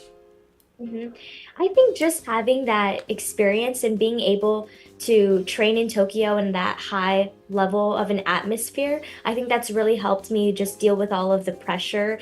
And, again, having that experience, I kind of know what I'm walking into and I know what to expect. Are you big on social media? Is it something, do you think that is important to athletes now as an outlet? Because we've seen a lot of really good athletes going to social media and just showing what they're doing and sharing with the public what they do. Are you that kind of person? Are you an outgoing person? Yeah, I would say I'm pretty outgoing. I love sharing some videos, especially on TikTok and Instagram. Mhm. But I really do it for the purpose of, hopefully inspiring younger girls who look like me, inspire present and future generations. Terrific. Yeah. Mhm. And well, even your face, you can even qualify to be to be an actress here in the Philippines. Wow. Yeah. She looks like You know she what? looks she I looks was- like Sharon Cuneta. Wow, that's Ah. a superstar right here. Coming from Jera, who's our Maritos. You know what's Maritos? No, but seriously, you are now 4 Filipinos in the Philippine gymnastics team going to Paris. This is the biggest number since 1964 in the first Tokyo Olympics. What do you think does this say about the sport of gymnastics and, of course, its growth here in the Philippines? hmm I would say that, it's just so inspiring, and I hope to keep, building a program where, especially younger girls who are from the Philippines, we want to keep building, hope and kind of cultivating this different environment. But I think it's just so amazing just to have, again, that support system. And I want to be able to give back to the community and also help develop the program. But yeah, it's just so amazing that, gymnastics is just developing. Well, you had a very crucial run there in the Asian Championships where you qualified. It was actually nip and tuck, and till the very end, you're hanging. You didn't know what was going on.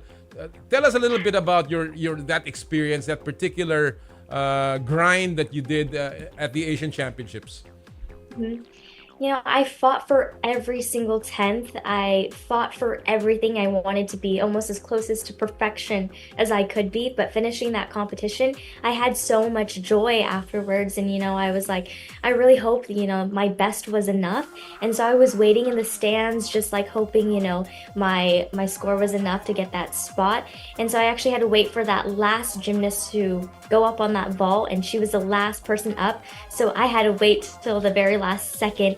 And just winning by 0.0333, I will just always remember that moment. So it was just, I was nervous, but at the same time I was really excited too. Wow. That's amazing. Yeah, but heading towards the Paris Olympics, what have you been doing right now? Your preparation leading to the Paris Olympics, and when are you going to the Olympics for training? Yeah, so my preparation, I actually did not stop training once I flew back to LA. I was like, okay, this is a full train ahead. I'm going to give it my best shot. I'm going to keep working so hard. So I'm just upgrading all of my routines, all of my skills, and trying to be the best Emma that I can be. And I leave for Paris July 11th. Are you joining the training camp there? Because the Philippines is setting up a camp, I understand. Are you going to be there as well? Yes, I'll be at the training camp with everybody. Great. I'm getting some questions here about why gymnastics. How early did you start in gymnastics, and what pushed you to take up the sport? Yeah, so when I was 3 years old, I was already climbing up on the monkey bars, and my parents were like, "This child has so much energy." And so they they came home one day and they saw me I learned how to do a flip because I saw it on TV, and they're like, "Oh my gosh, this child is so crazy. We need to put her in gymnastics in a safe environment." So I actually began gymnastics when I was 5 years old. My goodness. How many are in the family? How many siblings do you have? I have 2 other siblings, so I have an older brother and a younger sister. Are they athletes like you? Yeah, my brother did soccer and he played basketball, but now he's a dancer. Wow. And then my younger sister, she used to do gymnastics, but now she's doing volleyball and tennis. Why is the Malabuyo family so athletic in that sense? How important is sports with your parents, with your grandparents, and with your siblings? Yeah, I think my parents always made it a point to where you don't have to be good at a sport, but I want you guys to pick a sport and just try it out because I think sports just teaches you so many lessons in life. You know, how to work really hard, how to be punctual, and just so many different life skills that you need throughout your life. So I think that's why they put me and my siblings into sports. In terms of your conditioning, I read somewhere that you had some injuries just before the Tokyo Olympics. Of course, you have competed consistently now. How is your conditioning, Emma? How's everything in your health? Is it 100%? Are you A-okay and ready to go rumble? Yes, I'm 100% now. I'm stronger, better than ever, and I'm ready to go. All right, that's good. Well, maybe a few questions left. What does this, as you said, it's been a long and arduous path. It took a while. You didn't make it automatically in the Cairo World Cup. You hang a little bit during the Asian Championships, but you finally made it. What does this Olympic stint mean to you, Emma? I think this Olympics means so much to me, but it's such a bigger purpose than just myself. It's representing the Filipino community. It's my parents doing it for my family, doing it for my grandparents. It's for everybody, and I want to be able to celebrate our culture and just honor everybody else. Your message, partner, your final message to the Filipino fans that will be watching you and cheering for you. Oh, by the way, have you met with Kaloy Yulo? Were you introduced to them already? Kaloy and Rui Vivar and all the Fenigan, who's also going to Alea, going to the Olympics. I actually met Kaloy when I was only 14 years old. We met at a competition, actually. And then I've known Aaliyah since I was probably 9 years old. And then I've known Levi. I met her through these World Cups. So I know all of them. And it's just been so amazing to be able to have them by my side. And how is the Gymnastics Association of the Philippines helping you, Tita Cynthia Carrion and everyone else? Oh, I'm so grateful for GAP. I'm thankful for Cynthia, to all of my coaches. Their support, I couldn't be here without them. And they give so much to this program and they give so much love. And I'm just so grateful to all of them. Well, we will be supporting you. Your final message to your Filipino fans, Emma? I would like to say, maraming salamat po sa inyong taos pusong suporta sa akin. Wow, that is perfect. Hopefully my accent, I'm still trying to get it, but working on accent, it. But that's good. You just passed the audition. Somebody's already right here from TV5 asking you to become a broadcaster. Congratulations, Emma. We wish you all the best and we will be rooting for you out there in Paris. Well, good luck and mabuhay. Enjoy your time. Thank you so much. Maraming salamat. Maraming salamat, Emma. Mga kaibigan, si Emma Malabuyo, our 13th Olympian to the Paris Olympics, the 4th gymnast in the team, partner. And malaking bagay ito, 4 na gymnastics ang ating pambato sa Paris. Tsaka hindi natin masyadong nakilala tong si Emma Malabuyo, pero kung titignan mo, caliber din to. Oo. Caliber gymnast siya. Oo. Diba? Isipin mo, nasa US Olympic team. Exactly. And so, again, these are the, kumbaga, pampalakas ng ating kupanan. And now we have more chances. Let's just hope talagang swertehin. Alam mo yung gymnastics, kasi nga it's a, anong tawag dito, subjective . May judges . May judges. So, again, sana, hindi tayo madali dun sa scoring. But again, we wish all our Filipino athletes. Again, si Carlo Paalam, lumalaban pa. Meron pa po tayong ibang nagsusubok na mag-qualify. And sabi nga ni POC President, they're looking at maybe siguro mga 17 athletes, which may be one of the biggest in the history of the Philippines. Alright, mga kapatid, ang dami natin na pag-usapan ngayong araw na to and napakaraming developments na exciting. NBA Finals, tutukan nyo po yan na next week pag-uusapan natin yan.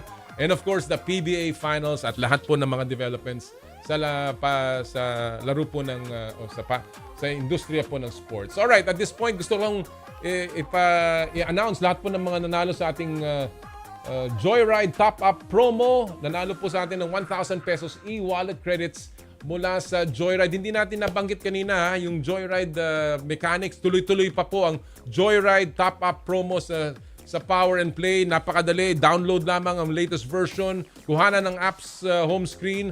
Ipadala ang screenshot yung Power and Play sa Power and Play FB page via PM. Isama nyo pong yung buong pangalan at registered mobile number. At kami po may pag-asa kayo manalo ng 1,000 pesos JR Pay wallet credits na magagamit nyo sa motorcycle taxi, Joyride Delivery, Joyride Car, Joyride Taxi Cab, at sa Joyride Super Taxi. At ang mga nanalo this week, mga kapatid, ito po, si Genesis Navarro, J. Mart de la Cruz, Jean, Francis o Frances Clemente, John Paul Tamboy, at si MJ Herman. Congratulations! 1,000 pesos e-wallet credits para sa inyo lahat. Partner, another great Saturday. Yeah. Kita-kita tayo sa golf course ulit.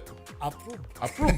At sa inyong pong lahat, enjoy your weekend, Lagi natin sinasabi tuwing Sabado, bawal ang masungit. At sa lahat po ng ating gawain, ad maiorem Dei Gloriam, all for the greater glory of God. Kami po ang 1PH, teleserbisyo para sa Pilipino. Happy sporty weekend sa inyong lahat. More power, more play.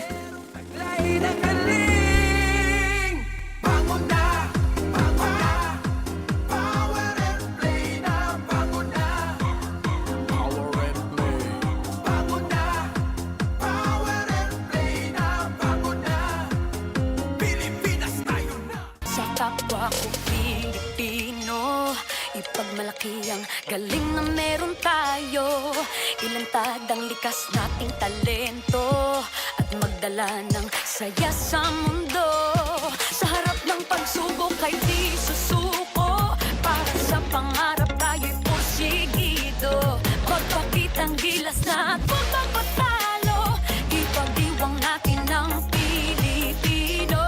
Yan ang Pinoy. Mula noon at hanggang ngayon, talento natin ang bida. Mula sa simpleng bakuran hanggang entablado natin ipakita. May pagsubok man ng Pinoy, pinalalakas ng saya. San man tayo sa pulo, Chumbe, Sibay, Lakay, Amiga. Sama-samang pakita ang galing natin katropa. Sa kapwa ko Pilipino. Pilipino. Yan ang Pinoy.